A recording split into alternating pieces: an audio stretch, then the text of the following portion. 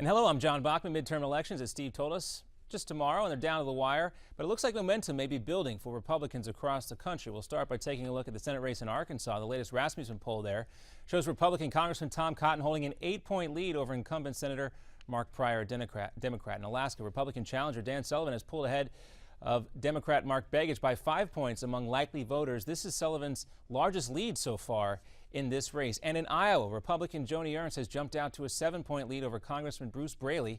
Last month, Ernst had just a 1-point lead in the same poll, and now comments made by the man she's trying to replace, Senator Tom Harkin, are the focus of the campaign.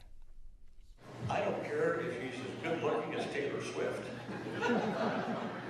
or as nice as Mr. Rogers, but if she votes like Michelle Bachman, she's wrong for the state of Iowa. Well, Ernst telling Fox News today that she's offended by the remarks about her appearance, and also that Harkin never would have made that same comment about a man. In Kentucky, it looks like Senate Minority Leader Mitch McConnell may be on his way to re-election. The most recent NBC News mayor's poll there has him leading Allison Grimes by 9 points among likely voters. Also today, NATO's commander admitting that ISIS poses a risk to the international community, not just to the Middle East. The foreign fighters generated there come back to Europe. As you saw, we had one return to Belgium and do damage, and then quickly across the international border into France. Well, his comments today come amid more brutality, more ISIS brutality against Iraqi civilians, including women and children. Today, Islamic State terrorists publicly executed dozens of people for the third day in a row in the Sunni-controlled Anbar province. The death toll is now more than 200 after these last few days of similar mass killings. And Brittany Maynard, the woman who vowed to take her own life after battling terminal cancer, did just that last night. The 29-year-old took a lethal dose of drugs prescribed by an Oregon physician yesterday. Maynard moved to Oregon from California so she could legally have a physician-assisted suicide.